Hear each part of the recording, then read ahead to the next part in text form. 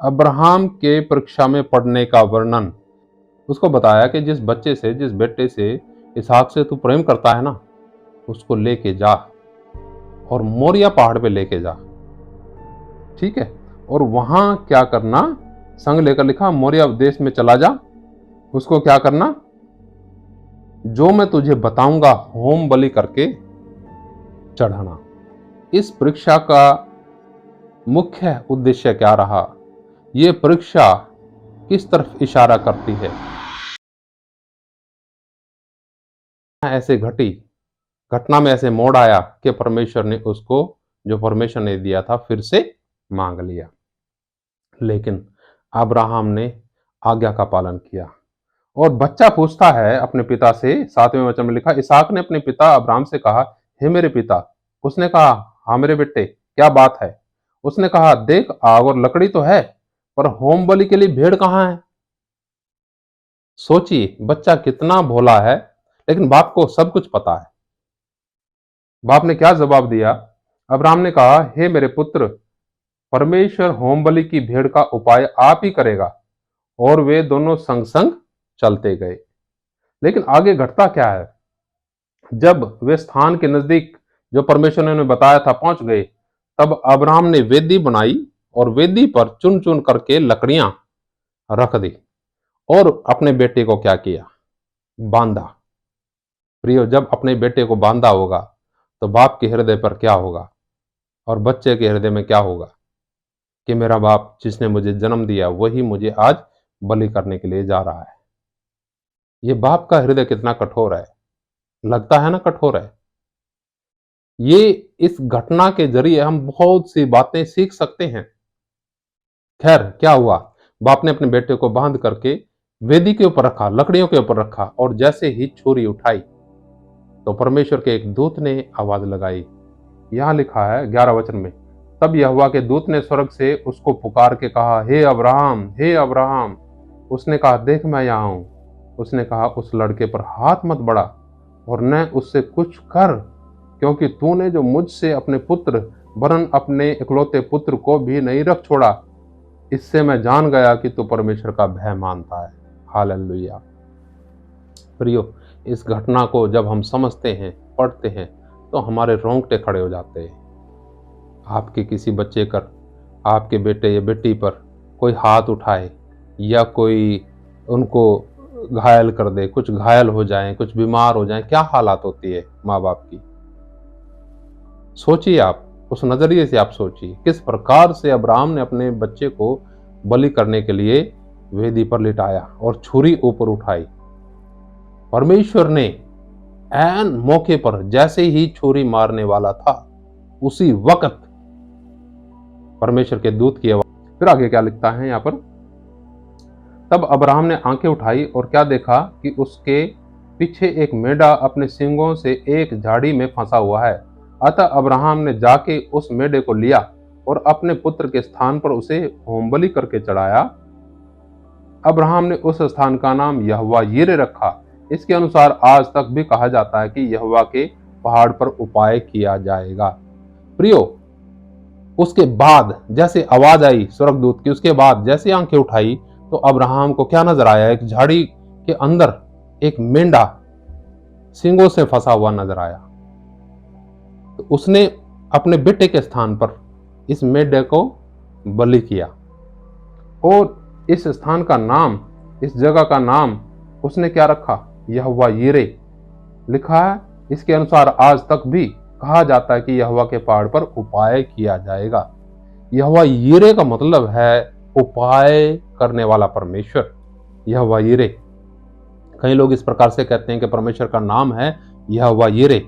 प्रियो, ये परमेश्वर का नाम नहीं है, ये अब्राहम का परमेश्वर के साथ अनुभव जो हुआ उसके आधार पे अब्राहम ने परमेश्वर का नाम रखा। परमेश्वर का कोई नाम नहीं है। फिर आगे जब हम पढ़ते हैं यहाँ पर, तो परमेश्वर के दूत ने दूसरी बार स्वर्ग से पुकार कर अब्राहम को कहा कि यहोवा की यह वाणी है कि मैं अपनी ही शपथ खाता हूं कि तूने जो यह काम किया है कि अपने पुत्र वरन अपने इकलौते पुत्र को भी नहीं रख छोड़ा, इस कारण मैं तुझे निश्चय आशीष दूंगा और निश्चय तेरे वंश को आकाश के तारागण और समुद्र के तीर के बालू के किनकों के समान करूंगा और तेरा वंश अपने शत्रुओं के नगरों पर अधिकारी होगा, और पृथ्वी की सारी जातियां अपने को तेरे वंश के कारण धन्य मानेंगी, क्योंकि तूने मेरी बात मानी है। हालेलुया। लिखा फिर आगे, तब अब्राहम अपने सेवकों के पास लौट आया, और वे सब बेरशेबा को संग संग, और अब्राहम बेरशेबा में रहता रहा। प्रभु की स्तुति हो। इस घटना की शुरुआत किस प्रकार से होती है और इस घटना का अंत कितना ही सुखद होता है। प्रियो, ये घटना जो घटी है, ये घटना हमें कुछ सिखाती है। इस घटना में बहुत सी बातें हैं सीखने के लिए। हम देखते हैं इसहाक और मसीह में कितनी समानताएं हैं।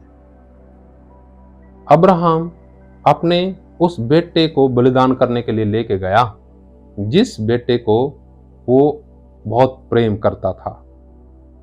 और ये वचन हम देखते हैं कि अब्राहम का जो इकलौता है, दूसरे वचन में और 12 वचन में और 16 वचन में, 22 अध्याय के उत्पत्ति 22 अध्याय के 2, 12 और 16 में ये देखते हैं कि अब्राहम ने अपने इकलौते का बलिदान किया। पिता ने भी अपने इकलौते जिससे वो प्रेम करता था उसका बलिदान किया। यूहन्ना 3:16 में हम देख सकते हैं। फिर हम देखते हैं इसहाक अपने पिता का प्यारा था, दूसरे वचन में देखते हैं उत्पत्ति 2 में। और मसीह भी पिता का प्यारा था, मत्ती 3 और 17 में देख सकते हैं। इसहाक ने अपने पिता की आज्ञा मानी, वचन 6 उत्पत्ति 22 का 6। और मसीह ने भी अपने पिता की पूरी आज्ञा मानी, मत्ती 26 और 39 में हम पढ़ते हैं। इसहाक मृत्यु तक आज्ञाकारी रहा, वचन है उत्पत्ति 22 का 9 से 10 तक। और मसीह भी प्राण देने तक आज्ञाकारी रहा, फिलिपियों 2 का 8। इसहाक मोरिया पहाड़ पर लकड़ी उठा के ले गया, वचन 6 में लिखा है, उत्पत्ति 22:6 में। और यीशु भी गोलगोथा पहाड़ पर क्रूस उठा करके ले करके गया, यूहन्ना 19 अध्याय उसका 17 वचन में।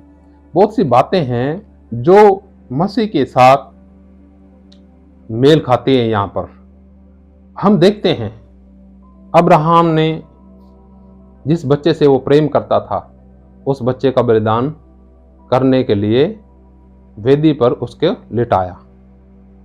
देखिए प्रियो, जो परमेश्वर देता है हम वही उसको लौटाना है। अगर नहीं लौटाएंगे तो नष्ट होगा, अगर लौटाएंगे तो वो बढ़ेगा। अब्राहम ने अपने बच्चे को दिया, परमेश्वर ने उस बच्चे को लौटाया। परमेश्वर ने यीशु मसीह का बलिदान किया और यीशु मसीह तीसरे दिन मुर्दों में से जी उठा। ये भी तीसरे दिन वापसी पहुंचे। इस मोरिया नगर से अपने जगह तक 3 दिन इन्हें लगे। यीशु मसीह भी तीसरे दिन मुर्दों में से जी उठा। बहुत सी समानताएं यहां पर हम देखते हैं। प्रभु की स्तुति हो। इस कहानी से प्रिय हम क्या सीखते हैं? इस कहानी से हम ये सीखते हैं कि हमारे जीवन के अंदर परमेश्वर का भय होना चाहिए, हमारे जीवन के अंदर परमेश्वर से प्रेम होना चाहिए, हमारे जीवन के अंदर त्याग और बलिदान की भावना होनी चाहिए। जिस प्रकार से अब्राहम में थी, जिस प्रकार से इसहाक में थी, जिस प्रकार से प्रभु यीशु मसीह जी में थी। इसी कारण अब्राहम हम विश्वासियों के लिए आशीष का कारण है। वहां पर आशीष मिली है ना उसको, कि उसने अपना इकलौता पुत्र भी नहीं रख छोड़ा, वो भी परमेश्वर को दिया। आप और हमारे पास क्या है जो हम प्रभु को देंगे? हम सबसे पहले जानें, समझें और उस सर्वशक्तिमान परमेश्वर के साथ अपने संबंधों को अच्छा करें, जिसने ये आकाश बनाया, जिसने पृथ्वी बनाई। अनादिकाल से अनंत काल तक का परमेश्वर अद्भुत परमेश्वर है। अब्राहम को विश्वास था, इस बात पे भी विश्वास था कि परमेश्वर मुर्दों को जिंदा करता है। इसलिए उसने बोला कि मैं इस लड़के को ले जा रहा हूं और वहां बलिदान चढ़ा करके हम वापसी आएंगे। यीशु मसीह ने भी क्या किया? मुर्दों में से जी उठा तीसरे दिन। आपके और मेरे पाप की पूरी कीमत चुकाने के लिए यीशु मसीह ने अपने लहू की एक एक बूंद बहाई। उसने अपना जीवन बलिदान कर दिया। अब हम अपने जीवन से कितना प्रेम करते हैं? प्रियो, हमारा जीना और मरना सब उस मसीह के लिए होना चाहिए जिसने अपनी कुर्बानी हमारे लिए की, जिससे परमेश्वर अति प्रेम करता था। वही परमेश्वर ने आपके और मेरे पाप की कीमत चुकाने के लिए बलिदान कर दिया। अब हम किस बात को प्रेम करते हैं? हमारे जीवन में परमेश्वर के अलावा कोई वस्तु ऐसी नहीं होनी चाहिए जिससे हम परमेश्वर से ज्यादा प्रेम करते हैं। बेशक प्रेम है दुनिया में बहुत सारी चीजों से, लेकिन पहला स्थान किसका? परमेश्वर का। परमेश्वर का भय, परमेश्वर की आज्ञाकारिता, ये सब हमारे जीवन के अंदर अगर होगी तो हमारा जीवन हमारे लिए नहीं, बहुत से लोगों के लिए आशीष का कारण होगा। प्रभु आपको बहुत से लोगों को आशीष देने के लिए इस्तेमाल करे और आपकी समझ खोले। परमेश्वर का धन्यवाद। आइए हम प्रार्थना करेंगे। महान जीवित प्रभु, आपकी स्तुति करते हैं एक बार फिर। प्रभु जी, आपने अपने लोगों को, अपने संतों को प्यारे पिता तैयार किया हम सबकी आशीषों के लिए। उन लोगों ने अपनी हर एक चीज बलिदान की प्रभु आपके लिए, और प्रभु आपने उनके द्वारा इस सारी दुनिया को आशीष दी। प्रभु हम सबको भी अपने लिए तैयार करें और इस्तेमाल करें प्यारे पिता। हमारा जीवन आपके हाथ में हो। जितने भाई बहन, बच्चे, बुजुर्ग, नौजवान वचन सुनते हैं प्रभु आपको जाने। धन्यवाद प्यारे पिता। सब कुछ आपके हाथ में सौंपते हुए प्रार्थना प्रभु यीशु के नाम से मांगते हैं, आमीन। जय मसीह की। प्रभु आप सबको आशीष दे। मारना था।